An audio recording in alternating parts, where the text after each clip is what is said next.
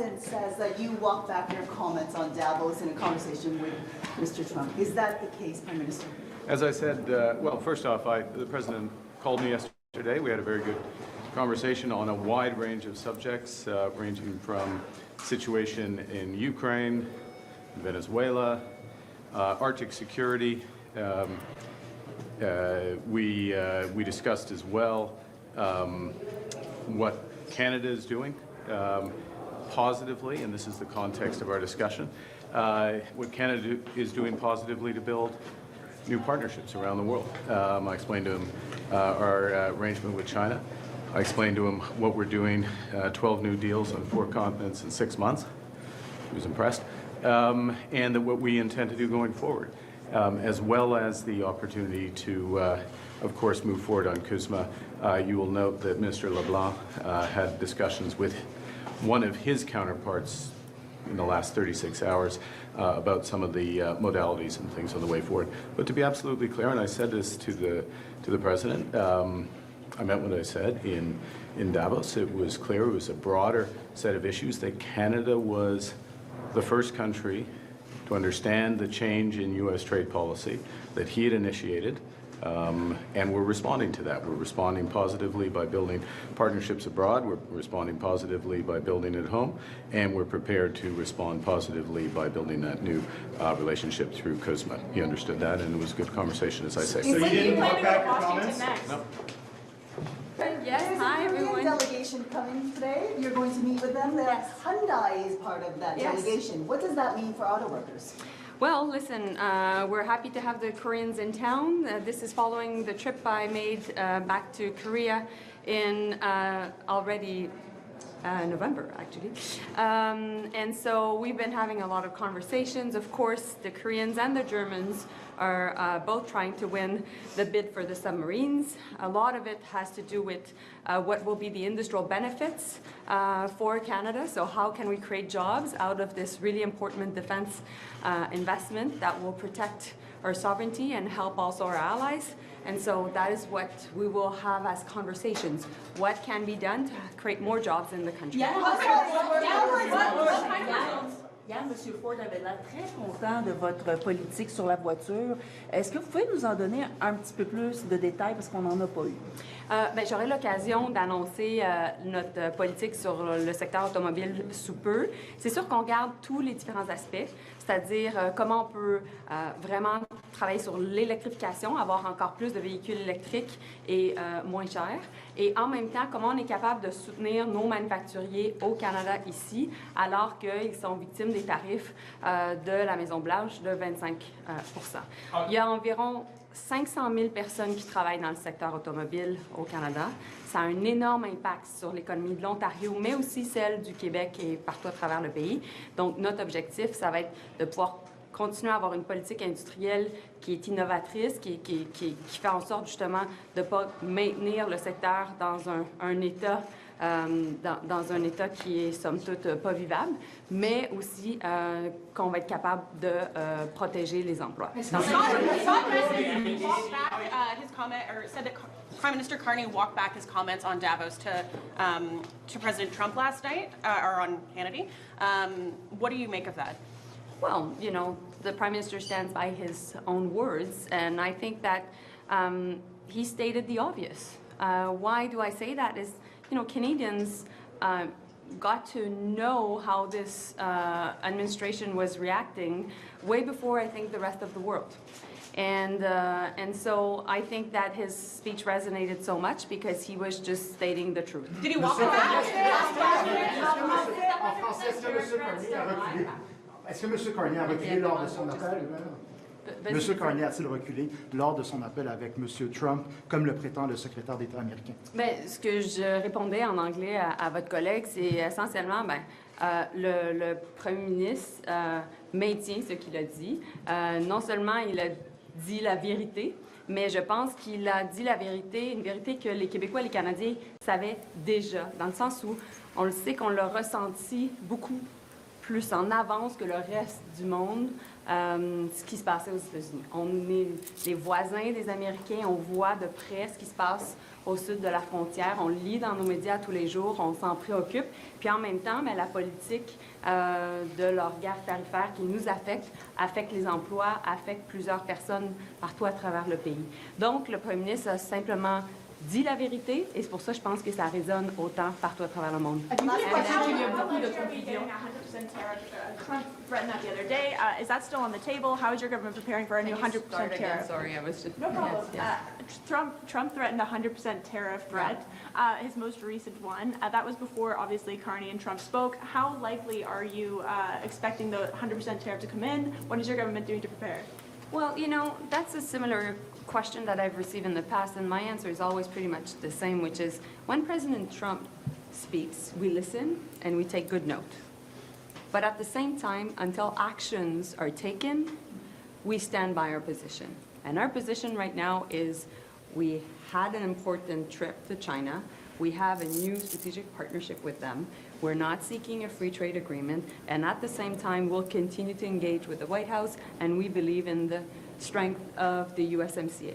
So that's what we'll do. We can do both things at the same time. Est-ce que vous avez pas l'impression justement qu'il y a une confusion sur ce qui a été entre ça, sur quoi on s'est entendu avec la Chine, et comment vous allez faire pour justement lutter contre cette espèce de mésinformation qu'on voit aux États-Unis? On a l'impression qu'il y a carrément un accord de libre-échange qui a été signé entre le Canada et la Chine. Ben, il n'y en a pas. Alors, c'est pas compliqué.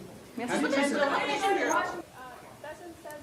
Carney walked back his Davos comments. Are you concerned that this back and forth will affect Kuzma renegotiations? No, I think it's important to have dialogue. As you know, the Prime Minister had a good conversation yesterday. Minister LeBlanc is on it. My focus, as you know, is on international trade diversification, and we've got some big wins recently. You know, we were in China, where we were able to get some tariff relief on canola, on beef, on seafood. This is about the workers on the ground. Seafood alone is 30,000 workers, and we'll continue to open doors. Thank you. Korea's vying for sub-bid. They just made a Have you spoken with Polyev about working with your government in this parliamentary session? Oh, I speak to the House Leader, of course, every day. And how confident are you that you're going to get the support needed to pass the budget, the legislation that's currently being held up? Well, I'm very confident that there's a majority in the House of Commons that is prepared to approve Mr. Carney's plan. Aujourd'hui, la motion des conservateurs, c'est que vous fassiez une loi sur la souveraineté telle que M. Poilievre en voulait une. Oui. Qu'est-ce que vous pensez de cette initiative? Ça vous donne tout le goût? Ben, nous avons, comme vous savez, signé une entente, un mémoire avec l'Alberta pour ce qui est du développement des ressources et devenir une superpuissance énergétique. Et on travaille évidemment province par province pour continuer de faire avancer les grands projets au Canada. Mais les éléments qui sont dans la suggestion de la motion d'aujourd'hui sont... Ben, vous savez qu'on a eu une élection au mois d'avril. C'est le plan de M. Carney qui a été approuvé par l'ensemble des Canadiens. On va poursuivre avec le plan de M. Carney. C'est pas le plan de M. Poilievre. Le plan de M. Poilievre n'a pas été retenu par les électeurs. Is the NDP going to support the Budget Implementation Act? You have to ask them. What are you talking about that? Like, what conversations have you had with them? I talk to House leaders from all parties all the time. You'll have to ask them how they feel about things. No? What are you going to do on Bill C-9 with the Conservatives refusing to let it pass through committee? We're going to bring it to committee as soon as we're done with C-14. But what are you going to do? The Conservatives keep filibustering when it goes to Yeah. committee? Well, they used to be for protecting mosques, synagogues, churches, and other places of worship. We hope they come back to that position. Thank you. Senator, about the first foreign interference commissioner, can you talk a little bit about where you are in that process? So we have written to all the recognized political parties, as well as senators in the Senate, with a recommended name.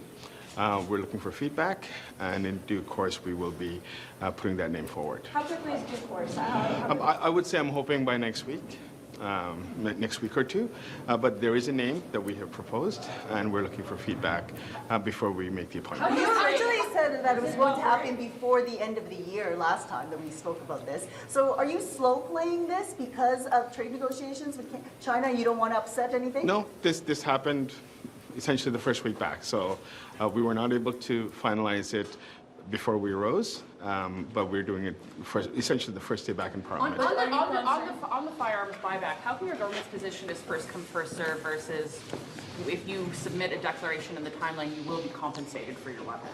Well, look, there's a budget that's allocated to this, and it is, that's the constraint that we're working with. So we are encouraging people to apply ahead of time, and as far as we're concerned, the budget will not change.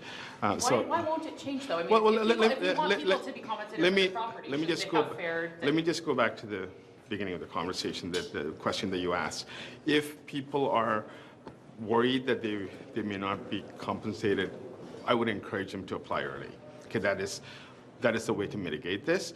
I know some people are saying, especially those who oppose this program, are saying there's not enough money. Well, you can't have it both ways. We have significant amount of money set aside for this program since budget 2023. We have roughly $200 and something million available for compensation, and I believe that we've had a really good start. At the pace we're going, we should still have adequate resources. So we're encouraging people to go ahead and apply. And I've already confirmed that the funds are available from previous budgets. We don't have a budget ask right now for additional resources. What do you make of the criticism of Canadian companies providing vehicles and other infrastructure to ICE for its immigration crackdown in the U.S.? Well, look, I think I will let the respective Canadian companies answer that question. Overall, we have certain laws that restrict the ability of Canadian companies to trade with the entities or countries. In the particular case of the United States, that's not a restriction. In respect to who they're selling items to, I would let Canadian company leaders answer that question. Are you trying to get more of these companies, those receiving subsidies from the government, is receiving some kind of money and support from the government? So how do you square that? Is that A-okay by this government? Well, look, I will let the Canadian companies answer that question. Thank you. In Wales to be sent to the U.S., how concerned are you that they may be used for breeding or entertainment purposes? So I want to say that I had a very constructive meeting with Marineland. I have conditionally approved the export permits. My confidence in this is it includes all of the belugas and the dolphins. The sites are accredited, the highest standards for animal welfare in the world.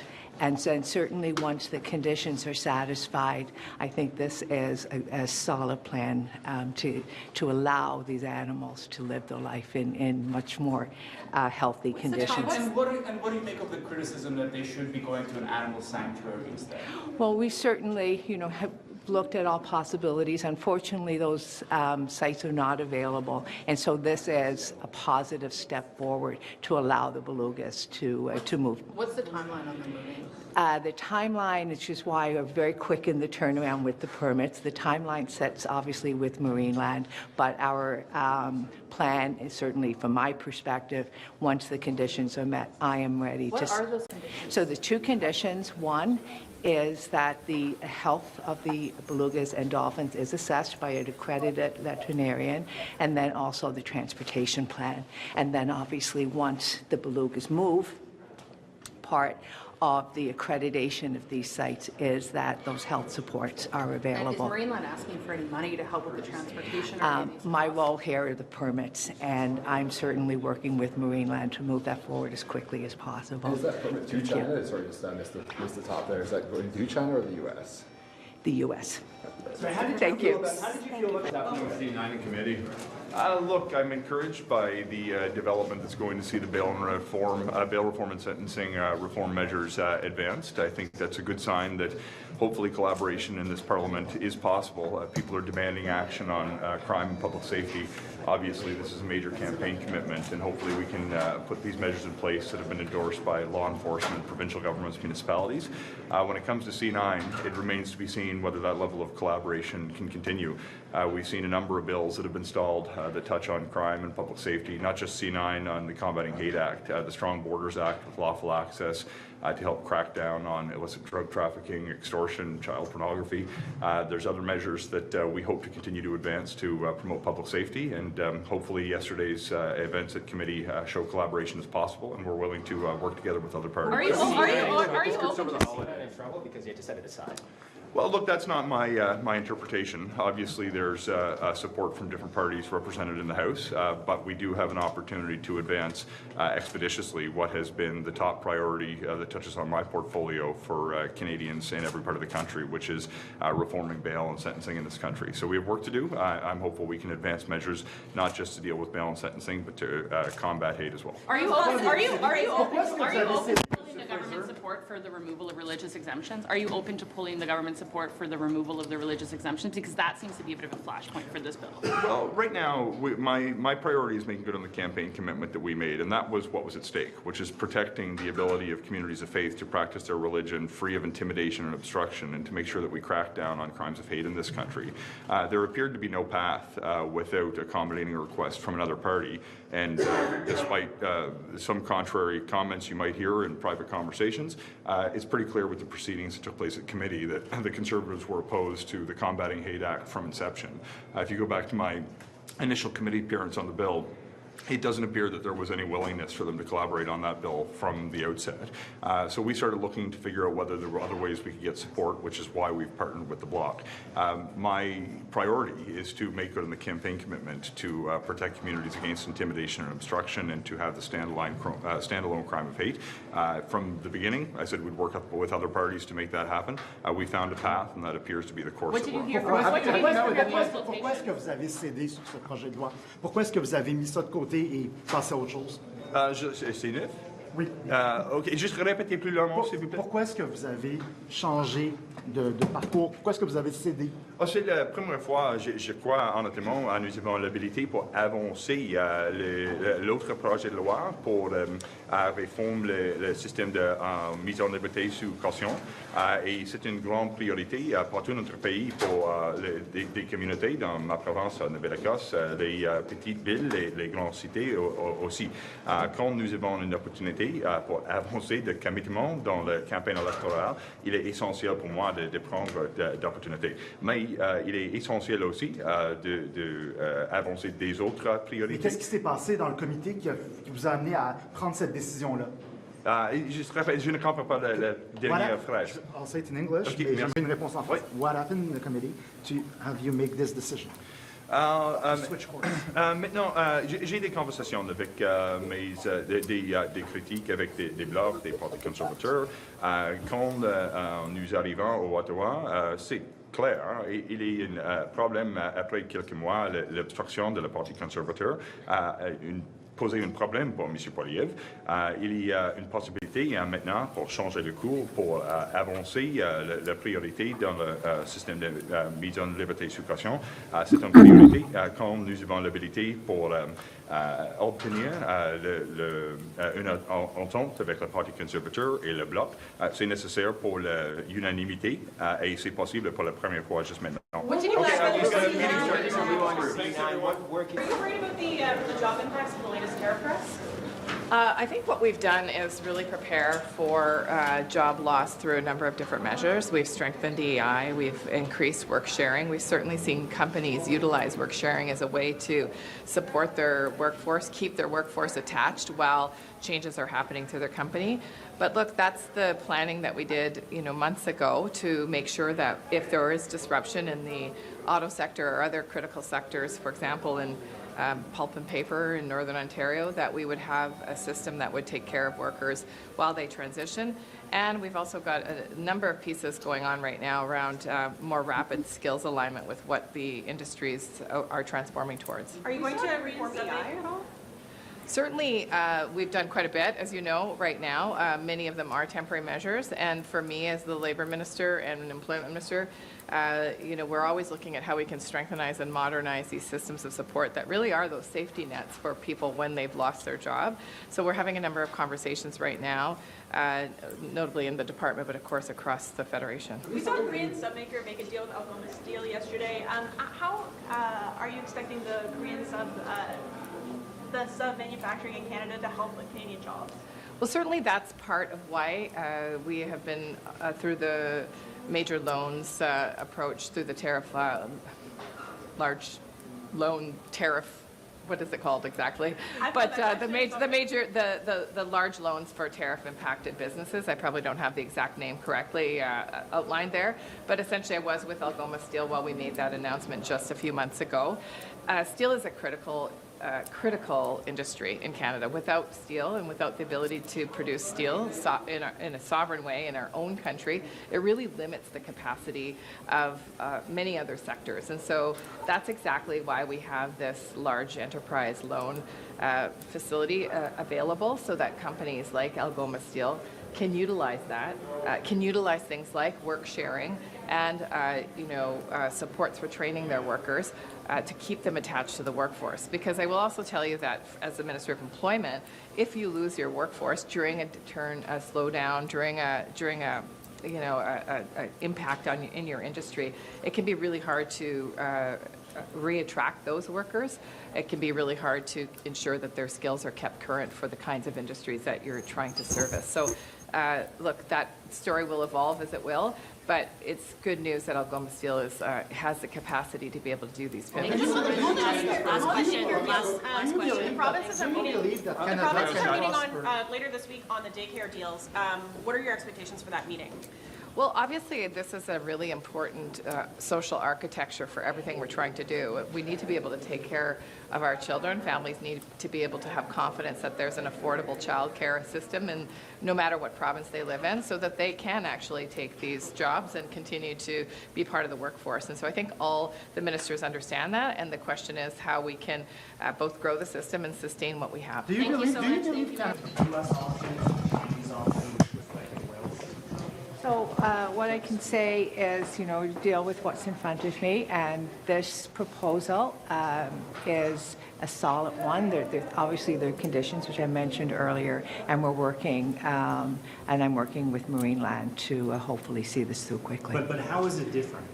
How is this any different from the other situation? So I think in this instance, and obviously, my responsibility is the permitting. In this instance, it is an accredited site, and I'm confident that the standards of care for the belugas and dolphins will be in line with what exists within the Fisheries Act and what we expect in Canada. And did the euthanasia threats, how did you feel about that? Did that put pressure on you to make a decision? I am really pleased that the conversation that I had with Marine Land the other day was very positive, and I'm working to ensure that this is successful as much as we can do from this end. Thank you. Thanks, folks.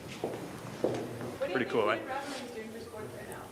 I think it's, well, I loved what Nick Suzuki said with the Montreal Canadiens just recently, saying that, the sport recognizes the challenges that they have had before, and that this is a bit of a time of reckoning. So that was a misquote of Nick Suzuki, but I think it's opening a conversation about diversity and inclusion and hockey culture. We've seen a few professional athletes come out after the show aired, and it was a CanCon that sort of sparked that global international moment. What does it mean for Canadians to sort of have this moment in the global stage? What do you think we should do with it next? Well, it speaks volumes to the power and the influence of Canadian storytelling. And, we are statistically the safest place for 2S LGBTQ people around the world. And we're also the most hockey-loving nation in the world. So what better country to have that conversation, to, actively engage in the media sphere around it, and to promote stories and to tell stories that are extremely relevant to Canadians. It's not just, it's not just entertainment, it's art, and it's tremendously important. Are you going to be at the Olympics, and will you be making a statement along this line at the Olympics? I will be at the Olympics and the Paralympic Games and the Arctic Winter Games as well, which are at the exact same time as the Paralympics.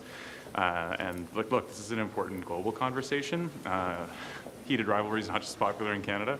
We saw Ilya and Hollander carrying the torch yesterday in Milano Cortina, which is a very, very cool thing. So, yeah, this is an important time in sport. It's a time for reckoning, and it's great art, right? I think we all agree. I binged watched it over the holidays and had a lot of fun. With the Olympics, just on a more serious note, just what do you make of the reports that the Americans are sending ICE agents along with their delegation to be security for people like J.D. Vance and Marco Rubio? It's like these are immigration agents going to Italy for the Olympics. I haven't heard that, and I won't comment on it. I'm sorry. Yeah. Thanks, everybody. Have a great day.